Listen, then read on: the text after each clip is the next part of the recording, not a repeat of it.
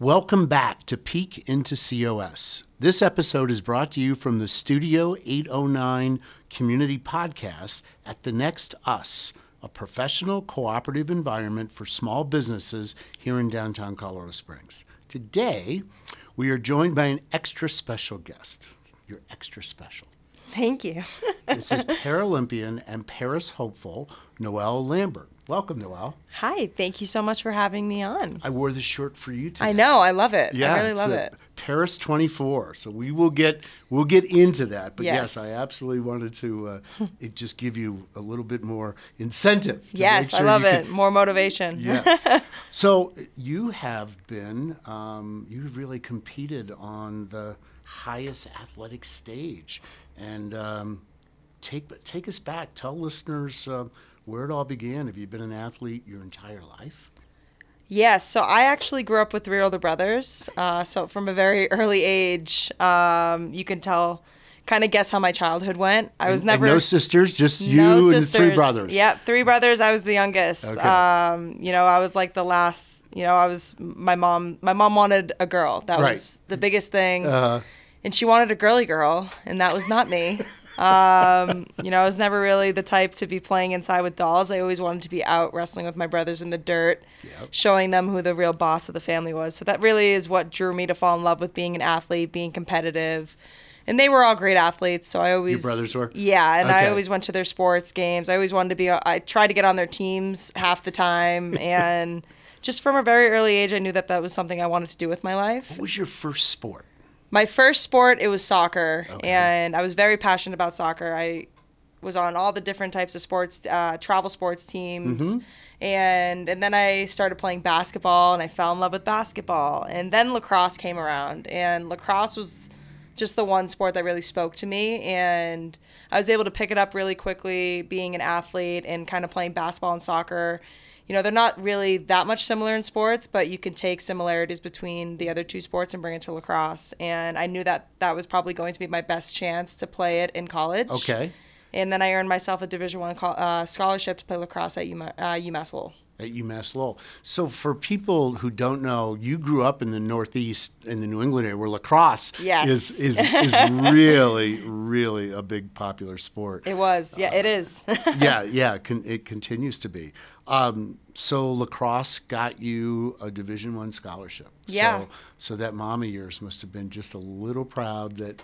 Absolutely, yeah. The dolls that you did not necessarily grew up with, it saved your folks some good money. It did, and she fell in love with the sport as well, and so did my dad. My brothers never really understood it. They were all football players, baseball players, wrestlers, but heading into my freshman year, I was extremely excited because it was a newly Division I program, so I knew right off the bat I would have a great chance at starting and kind of getting my footing into the ground and into the sport. And my freshman year, I had a standout rookie season, started every single game, was one of the leading point scorers on the team.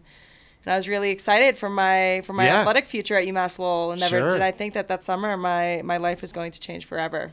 So let's talk about it. Let's talk about the accident. Yeah. It was about a month before returning from my sophomore year, and a couple of my friends and I just decided we wanted to do one last little vacation before we head back for preseason, before we, get killed on the lacrosse field for preseason training. And so we headed to Martha's Vineyard, which is an island right off of Cape Cod. It's a beautiful island. And when we got there, the only thing we wanted to do on a beautiful Saturday morning was head to the beach. And so we decided to rent mopeds because we had no form of transportation. I had never personally been on a moped before, but, I thought, my stubborn self, how hard could it be? How hard could it be? And I was driving one with my teammate on the back, and, 1 minute we're having an incredible time, and the next minute I see a dump truck heading in the opposite direction as me. And, because of the weight distribution and just being kind of on a beachy and sandy road and just not having any experience driving, I lost control of the moped, and I actually veered left and I sideswiped the dump truck. And the next thing I remember is I was laying on the pavement and I lifted up my legs and I saw that my left leg was completely gone. It was completely severed on the scene. And, the first thing I did think of, it was sports, and it was lacrosse, because I didn't know who I was without being an athlete. I was always active in some sort of way. Yeah. And I was laying there thinking that my life was over, my athletic career, everything. And I never thought that I would be able to walk again. Wow.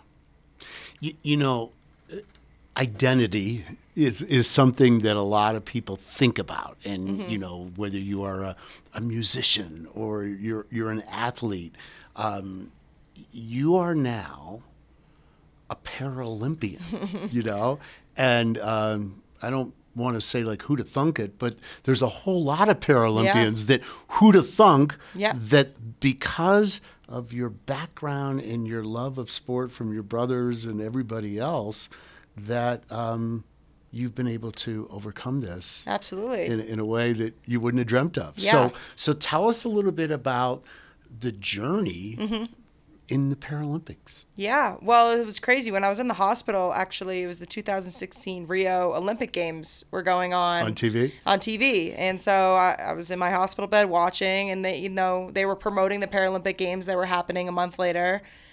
And I was thinking to myself, why can't I do the Paralympics? Why wouldn't this be a possibility? But, I had in the back of my head that I wanted to play lacrosse again. I wanted to be the first above-knee amputee to ever play collegiate lacrosse.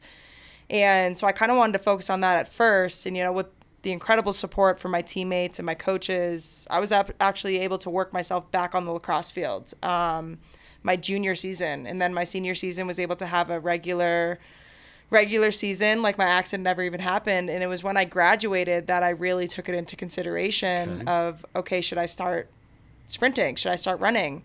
But there was a fun fact about me. I actually hated running. I hated everything to do with it. I never really understood the sport of track and field just because I had never done it.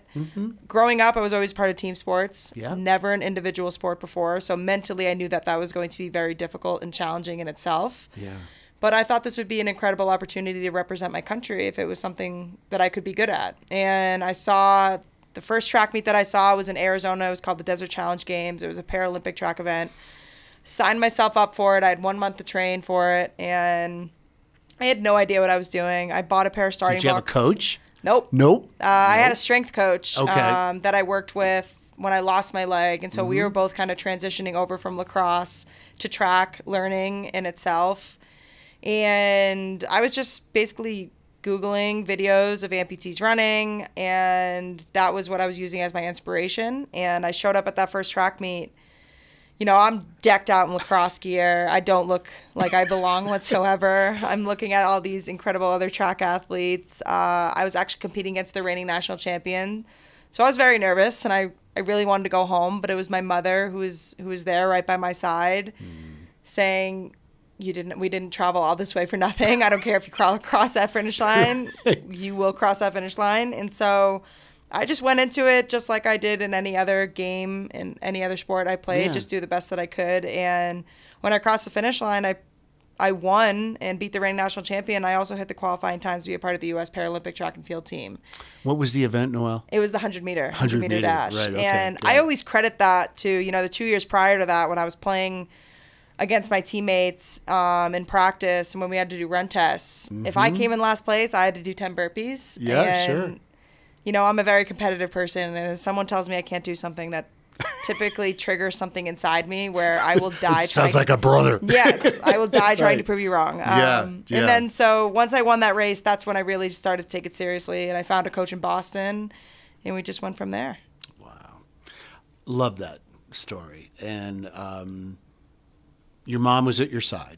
Oh, yes. It was my mom and actually my prosthetic guy who's also a Paralympian, Jason Lala, in the Winter Paralympics. Okay. And so he was just amazed at the fact that I showed up and I did one warm-up lap and I still won. Like, I didn't really understand what a track warm-up was. So I just did a lap and I was like, all right, I'm good to go. I'm all warm. So it was it's Arizona. I'm already warm. Yeah. Exactly. So it was really great to have them by my side. And it was, it wasn't really shocking to everybody, everybody who supported me, all my friends, teammates, coaches. My coaches were actually very surprised because they know I hate running. Right. And every opportunity I got, I tried to get out of any single run test. But, I'm a competitor. I've always been a competitor. And so it's always been in my blood. tell us about the role your mom has played in this journey for you. Yeah, absolutely. My mom is my best friend. She's, the reason why I do a lot of what I do and the reason why I can do it. She's just been the type of person that I can lean on for support and get that tough love when I need it. And, we have that type of relationship where we'll bicker back and forth just because we're so comfortable with one another. Yeah. And I can honestly say that, I wouldn't be where I am today without her, just because, both of my parents were extremely strong after my accident, but, seeing the strength that she had and was able to just take everything on. And she told me from the beginning that I'd be able to play lacrosse again. I'd be able to do whatever I wanted to. I thought that was always incredible support. And she was kind of the first and only person that I opened up to in the beginning. I never really let people in on if I was going through a difficult day or a difficult time. Sure. She was kind of the only person.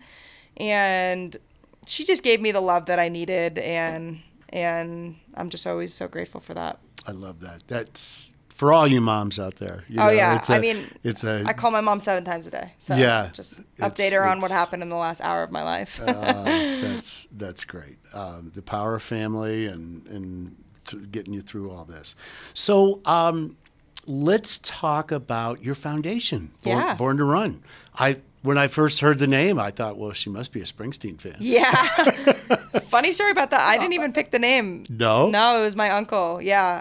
So it was during my it was junior year of college, and I had received 2 different specialized prosthetics from 2 different wonderful foundations, because what a lot of people don't realize is if you're born an amputee or you become an amputee, insurance will only cover your everyday walking prosthetic. If you want a running blade or any other type of specialized prosthetic, insurance will not cover it. Okay. And these type of prosthetic legs can range anywhere from $10,000 to $30,000, depending on what type of leg you want. And, me as a junior in college, I don't have that type of money.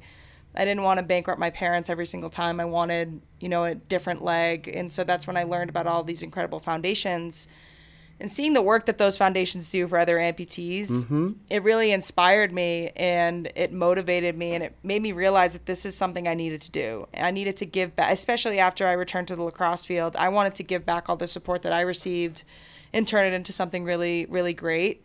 And with the help of my incredible family, we were just talking about my mom. She is the heart and soul of the foundation. She does all the hard work. I am just the face. I can't take credit for any of it. Sure. And my uncle and my aunt were also a huge part of starting it. And so we started the Born to Run Foundation in 2019, I believe, or 2018 officially. Okay. And it is called the Born to Run Foundation. It focuses on donating specialized prosthetics to amputees that just want to live a fun and fulfilling life and don't have to worry about paying for a specialized prosthetic with anything they want to do in their lives.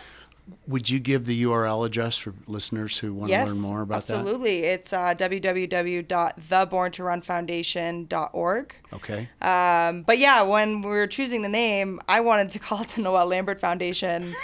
And my uncle he convinced me that this would be a great opportunity, even if you don't want to run. Because we don't just do running prosthetics. We do any type of specialized prosthetic, which is, waterproof legs. Okay. If you want, a snowboarding leg, basically anything that will help you live an active lifestyle. And he said, just because it's called Born to Run doesn't mean it has to do with running. It's just born to do whatever you believe in. Right. And I thought that was great. But yeah, I would love if Bruce Springsteen wants to shout out the foundation. That'd be wonderful. He wrote that song for us. No, I'm just kidding. Yeah, right. Yeah, exactly. But no, it's been really great, because every single time we make a donation, it's a full circle moment for me, because I was that one amputee just sitting in my prosthetic office waiting to receive a leg, and once I did, it was like, okay, I believe that I can do whatever I want to do and be able to achieve. So it's really special getting to meet all of the new amputees we get to meet and kind of creating a community within each other so that we can all kind of rely on each other. You push boundaries, don't you? I love to say yes to different challenging things. I'm never satisfied. You're not only known as a Paralympian, but people certainly would know your name from just a little TV show called Survivor. Tell people how that came about. Yeah, it's crazy. It fell into my lap, if I'm being honest with you. So Growing up, my mother is the biggest diehard Survivor fan Is there she? is. Oh Never my miss a God. season, never miss an episode. So I've been watching from a very young age just because it's been around my entire life. And, you know, she would always tell me, like, you have to apply. You have to apply to the show, even when I had 2 legs. Okay. But then she would say, you know, actually, when you're hungry and you're tired, you're a nightmare to be around. So maybe you shouldn't do this. And Just what you needed to hear, Mom. exactly. And then when I lost my leg and we would watch, she would be like, you need to apply. And I had never seen an above knee amputee on that show before. So I would tell myself, why would I even try if I'm not going to get the chance? I mean, they've had 2 below knee amputees on, but me being an above knee amputee, it's an entirely different thing. I need multiple different legs just to even do the show Okay. because I need a running blade. I can't run in my everyday leg. So when I was actually at the Tokyo Paralympic Games, I received a direct message on Instagram from the head casting director. And I think he reached out to a couple of us Paralympians, and I was kind of the only one that took it seriously, but he asked if I've ever thought about applying. Wow. And I thought, this has to be fake. Just because... Oh, you thought you were... It has to be a scam, just with the connection of, you know, me being a fan and, like, my mom being a diehard fan. I took a screenshot and I sent it to my mom. And I won't say what she said because I won't Right. swear, but she was ecstatic. And so I FaceTimed this guy, and it was him. From Tokyo? Yes. Yes. It was So from Tokyo. yeah. I got him in touch. First, I got him in touch with my agent, and then she said, he seems legit. Okay. Here's his number. Let's call him. And he just said, listen, just because I'm reaching out to you doesn't automatically mean you're on the show. You still have to go through the application process. So let's do that. And he said, also, are you a fan of the show? And I said, yes, I've seen every single season, never miss an episode because of my mother, and he loved it. Yeah, just right there off you the go. bat. Sure. The casting process was pretty long and grueling. I had to do 10 to 15 different interviews. I had to go through a psych round. We had to go through a medical round. And I didn't find out I was going on until maybe, 6-7 months after he reached out to me. Okay. That's how long the process is. Yeah, I mean, but you're not doing things like you can do an interview and you won't hear from them for a month just because they kind of drag it out, but they choose the cast between February and March. So I remember I was, at home. It was a blizzard outside. It was about March of 2022. I was next COVID. to COVID. So we're all surviving, right? Yeah, I was next to my fiance, and the head casting director texted me. He's like, hey, can you give me a quick call? And I'm like, all right. Because the whole time I was thinking, I'm going to go through this casting process, and they're going to realize how difficult it's going to be to actually bring me on with, being an amputee. They're going to give me a call like last second, be like, we decided to go with someone else. Right. So I was like, all right, this is the moment that they're going to do it. Because I feel like if I'm getting casted for Survivor, it'd be a bigger deal. It'd be like Jeff Probst calling me saying, you're on Survivor. I feel like this is too nonchalant. And so he calls me and he's like, oh, what are you up to? And I'm like, oh, nothing. Just locked in my house. There's a blizzard outside. And he said, well, do you want to leave the blizzard and go to Fiji because you're on season 43 of Survivor? And I was like, I have to call you back. Yeah, right. And I looked over at my fiance and I told him, I was like, I don't know if I want to do this. I don't think I can do this. I instantly started to doubt myself. But why did you doubt yourself? I tend to do that with every Okay. single new adventure that I try. There's always a little bit of doubt. Okay. But I think that just gives me more motivation as to why I need to do it. And I was also telling myself, if I don't do this, then who is going to? Who is going to show the positive representation for the amputee community? Yeah. This is my chance to show the world how incredible amputees are. And that try to get rid of that stigma of just because we look different or just because we're disabled doesn't mean we're broken. Sure. Does that mean I was excited? Absolutely not. I was scared to death leading up to it. But How'd you break the news to your mom? we tried to FaceTime. So I FaceTime, but I tried to video it. But she believed from the beginning. Right when that guy DM'd me, the head casting director, she knew. So when I that was her plan, starting to plan my game strategy for the whole game. She was like, all right, you can't tell anyone you're a Paralympian. You can't tell anyone you're a motivational speaker. Can't tell anyone about the foundation. I ended up saying that I had my own foundation because they let me wear a Born to Run Foundation sweatshirt. And I was like, all right, great, free marketing. But she was ecstatic. But she was calling me every single day. And it was getting to the point where I was like, all right, these calls aren't helping. I'm just... You're right. Mom, it's Fiji, right? Yeah, because her and my fiance both were just like, just don't get voted out first and you'll be good to go. But my mom was like, I don't care if you win. I just want you to make the jury. Because nobody remembers the people that don't make the jury. And I'm like, that's not true. She's like, no, it's true.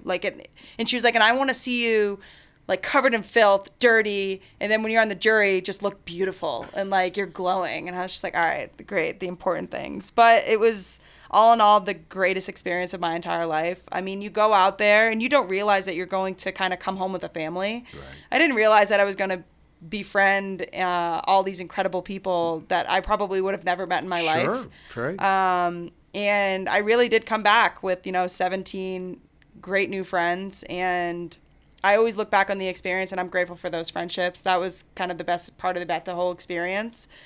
But another great part was just, I didn't go out there and people, like how the show edited me was incredible. They showed my competitive side, but they also didn't edit me as somebody with a disability. They edited me with somebody, I have this disability, but we're not going to focus on this. We're going to focus on the game of Survivor. Yeah. And you're a person. Exactly. Yeah. And, obviously I didn't have a perfect game. I mean, I got blindsided, but it was just, I could have never imagined doing anything more than that. It was so great. I tell people, I didn't get the $1 million, but I got the $1 million experience, which was awesome. Yeah. That's great. But yeah, it was I say also best and worst experience of my life because you push yourself to the limits. Everything is real. I swear to God. A lot of people ask me if it was staged, but you don't get a toothbrush. You don't get a bed. You don't get a toilet. You have no communication with the outside world. I mean, I remember when the Boston Celtics, I'm a huge Celtics fan. I'm a huge Boston anything fan. Sure. Celtics were in the playoffs and nobody would tell me if they were eliminated. I kept asking production. Nobody would answer me. Right. They're very strict out there. So they want you to see it. It's you're stranded on an island and they want it to be as real as possible. And they just want to be like, yeah, we're filming you, but we're not going to help you do anything. And so as we're sitting here today, you're just relishing the fact that the Celtics are up 3-0. Oh yes, that was great. It's awesome. So when I did get home, it was Game 7 of the Eastern Conference Finals in 2022. So I was able to watch Game 7. Okay. I remember when I landed in LA and I finally got my phone back. I was running up to a guy with a Golden State Warriors t-shirt and I screamed in his face asking if the Celtics were still in the playoffs, and he had no idea what I was talking about. But I got my phone and it was crazy. Both my mom and fiance were texting me daily updates every day. Yeah. And my mom was just sending highlights of each game. I'm like, I'm not actually going to go back and watch this. No. I just scores, Mom. Yeah. So it's about the scores. Yeah. Well, we are doing this podcast from downtown Olympic City, USA. Yes. Colorado Springs. And, you and Mark and Ollie have been in town for all of a day. Yep. All right. So I know you've packed a lot in, but what are some of the first impressions that you have of Olympic City, USA? Oh, I think it's gorgeous. Both me and my fiance are, talking about potentially getting a home here because it's an amazing downtown area. There's so many different things that you can do. If you're a fan of, just seeing beautiful things 24/7, this is the place to be. I mean, we went to Garden of the Gods last night. And just getting out of the car, we looked and just incredible views. And everywhere you turn and you just continue to walk 10 feet and you turn the corner, it was something else that was incredible.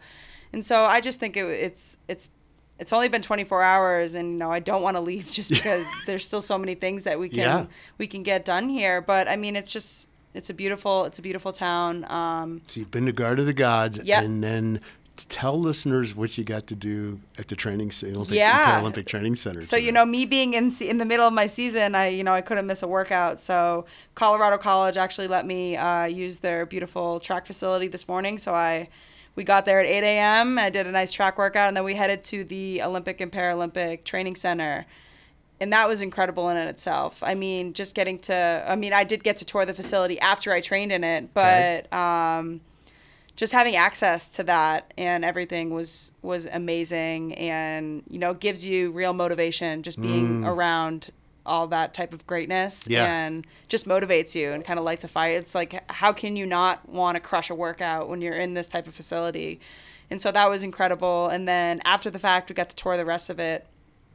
And, me being an elite athlete, I see all the resources that all these other athletes are getting on site here, and I'm Yeah. like, all right, I want to move here. I know. You know, I'm in a great training facility in Chula Vista, but you know, this is on another level, and it's really amazing, and I definitely advise all the listeners to take a tour of it, because you get to see some incredible things, and you will even run into, you know, Olympic and Paralympic athletes training in their kind of environment, and getting to kind of see how that works. Now, while you're here, are you going to have a chance to go over to the Olympic and Paralympic Museum? I am. You so are. we have that on our schedule tomorrow, Good. which I'm very excited for. Good. Yeah. I think that'll be extremely special. I've never been to Colorado Springs either. Sure? So when this idea and this opportunity came about, I was really excited, just because I've heard so many incredible things. I have, you know, some former teammates, and on the snowboard side, they train here every day, so I get to see pictures and videos of it all the time.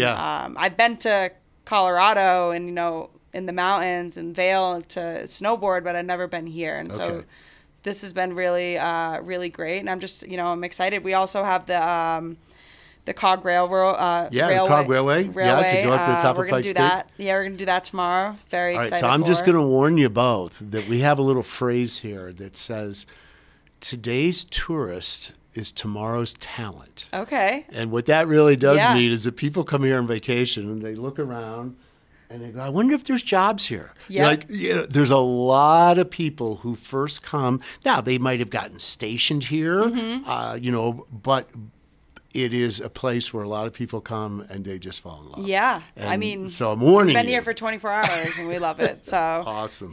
Well, one of the things that I want to just take a little bit of a break and talk about, some very, very exciting things are coming up for Olympic City, USA this summer. With the Paris Games rapidly approaching, you can feel the Olympic and Paralympic spirit in the air. To kick it off, Sports Corp and the U.S. Olympic and Paralympic Museum are hosting the Downtown Summerfest on Saturday, July 27th. This free community event celebration includes an official torch relay, lots of athlete meet and greets and demonstrations, live music, and coverage of the games. So maybe you'll come back, but actually we know where you want to be. Yeah. Okay.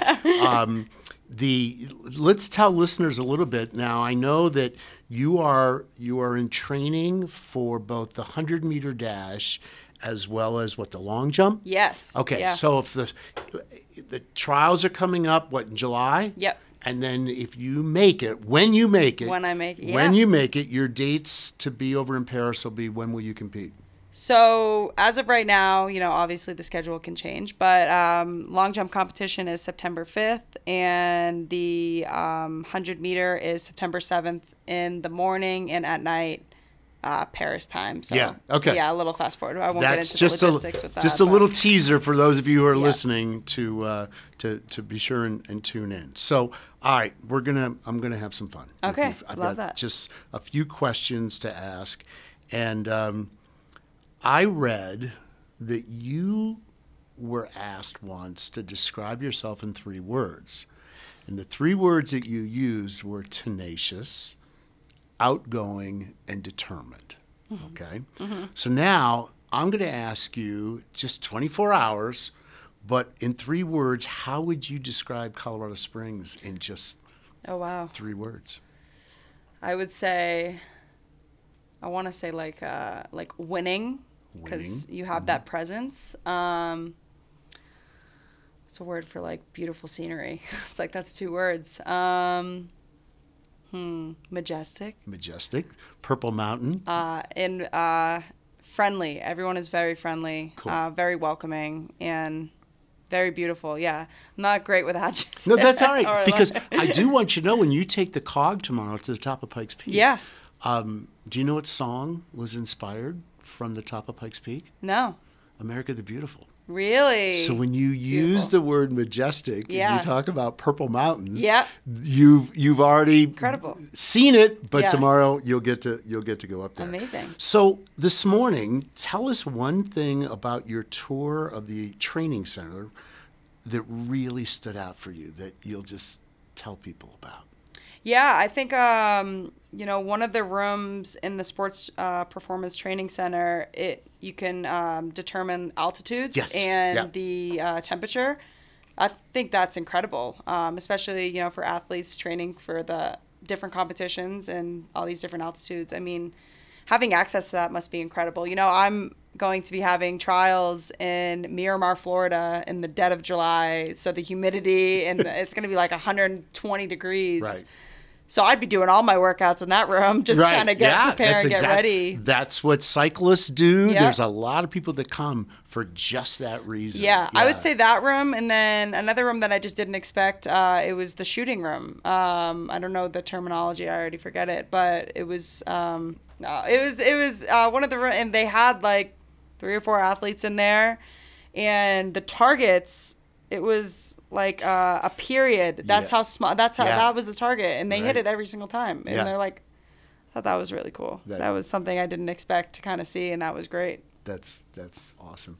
I guess the thing I would maybe ask you to share with listeners is you've just described what it's going to be like in Miramar, Florida, to let's just use the 100-meter dash, okay? When you get into the blocks, where does your mind go? My mind for the 100-meter, it's been changing. Prior to this year, when I would get into the blocks, I'd be scared, and I would kind of have that moment of like, why am I doing this to myself? But then the gun would go off, and I would get my competitive. Now, just, being in a different environment in California, being in a different training group, having a different coach, it's like I'm hungrier. And so, like, I'm in the blocks, and I know what I need to work on and accomplish in that one race. So it's almost like I'm ready to go. Yeah. And it's just lighting a fire within me. And that's just kind of what I think about. I just competed at the Prefontaine Classic in Eugene, Oregon. Right.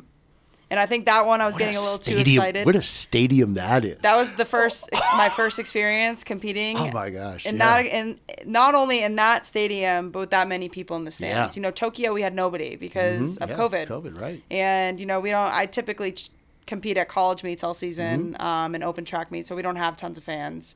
There were thousands of people in the stand, so I was getting a little jittery, a little too excited. That's some holy ground there, isn't it? I almost false started. Yeah. Did you? Okay. Yeah, but then once the gun, and I had to kind of bring it in, and it was great. I'm glad I was able to kind of experience that before Paris because it's going to be sold out in Paris. And so that will be really exciting, but just kind of having that adrenaline, I hadn't had it. Yeah. At least in a while. Sure. Just because Tokyo was just a weird environment to begin with. It was because you're at the highest stage, the highest level that you can be at. But I don't have my family by my side. Yeah, you can hear a pin drop. Yeah, it was crazy. Luckily, the stands in that stadium, they were different colors, so it kind of messed with your eyesight a little bit, so it looked like there were people in it. Okay. So it wasn't too bad, but yeah. Well, Noelle, thank you for being with us. Tell listeners, let's give the URL again for the foundation and how they can follow you and everything else. Absolutely. Yeah, thank you. It's www.theborntorunfoundation.org. And you can follow any of us, Paralympians. We would love all the support with watching. I'm sure it'll be on NBC, Xfinity, or Peacock, I think is promoting it. So please, please, please tune in. It's August 28th to September 8th. If you want to leave being inspired, watch the Paralympic Games because you see incredible athletes doing incredible things, not just with disabilities, but as just a whole of being a person. But yeah, you can follow along there. You can follow me on my social media at Noelle Lambert. And any of you Survivor fans out there, thanks for supporting. Noelle, thanks for being a guest with us today. Thank you so much for having me, and very excited for the next couple of days in Colorado Springs. Enjoy yourself. Thank you.